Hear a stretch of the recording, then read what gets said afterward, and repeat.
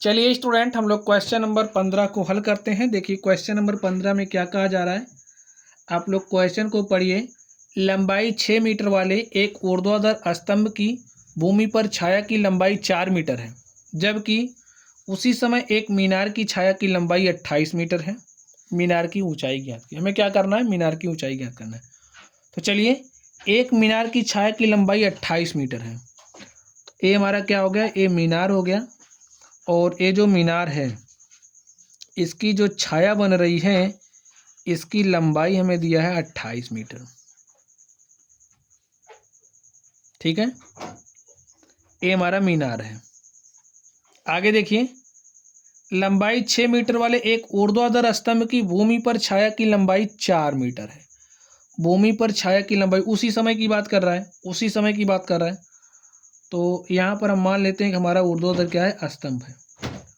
और ये जो ऊर्ध्वाधर स्तंभ है, इसकी छाया ए बन रही है। ठीक है, इसकी छाया ए बन रही है। और ये कितना मीटर लंबा है, 6 मीटर लंबा है। चलिए, अब हम इसको मिला देते हैं। आप ऐसे इसको मिला दीजिए।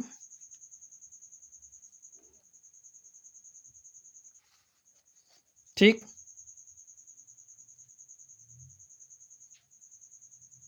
यही हमारा क्या है, ऊर्ध्वाधर स्तंभ है। और ये हमारा क्या है, मीनार है। तो लिख दीजिए, ये हमारा मीनार है और ये हमारा क्या है, स्तंभ है। देख लीजिए, मीनार की छाया की लंबाई 28 मीटर है, स्तंभ की जो छाया की लंबाई है वो 6 मीटर है।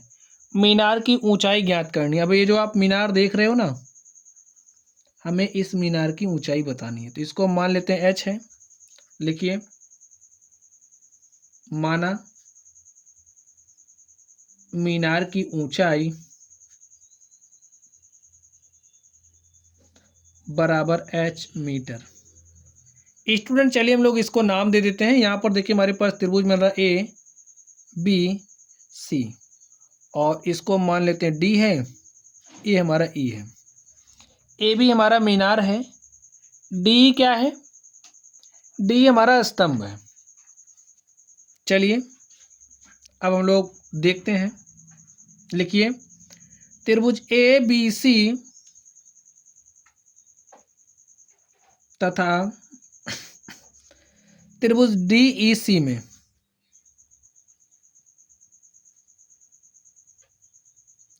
ए बी सी तथा डी ई सी में आपको कुछ दिखा।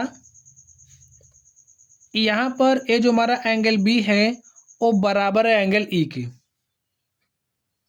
लिखिए, एंगल बी बराबर है एंगल ई के। आगे ध्यान से देखिए, ए बी सी तथा डी ई सी में ए जो हमारा एंगल सी है वो उभयनिष्ठ है। लिखिए, एंगल सी ये प्रत्येक 90 डिग्री है। ठीक है, इसलिए बराबर है, प्रत्येक समकोण है।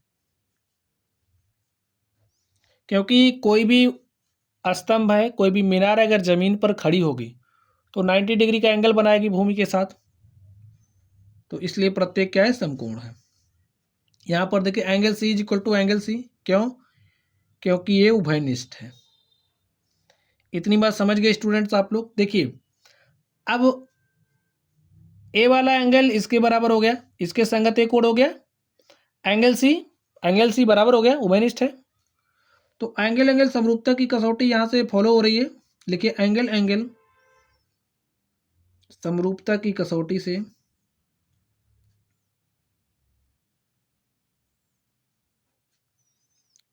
से त्रिभुज ए बी सी क्या है, समरूप है। ए बी सी समरूप है डी ई सी के।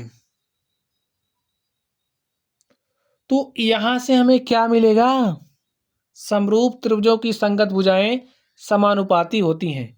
ये बात स्टूडेंट्स हम लोग जानते हैं, समरूप त्रिभुजों की संगत भुजाएं समानुपाती होती हैं।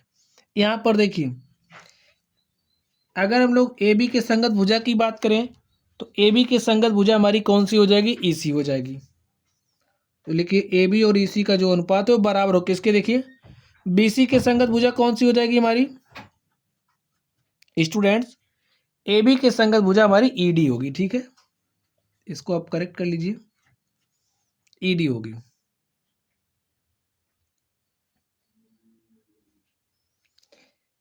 ये जो ऊर्ध्वाधर स्तंभ है इसकी लंबाई हमें 6 मीटर दिया गया है, छाया की लंबाई 4 मीटर, ये हमारा 4 मीटर, इसको आप थोड़ा सा करेक्ट कर लेना। स्तंभ की लंबाई 6 मीटर, छाया की लंबाई 4 मीटर दिया इसके लिए।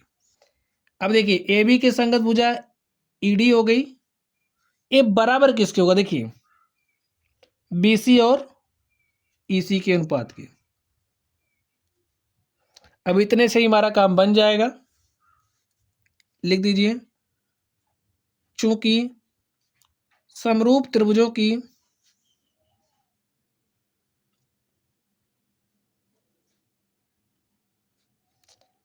संगत भुजाएं समानुपाती होती हैं।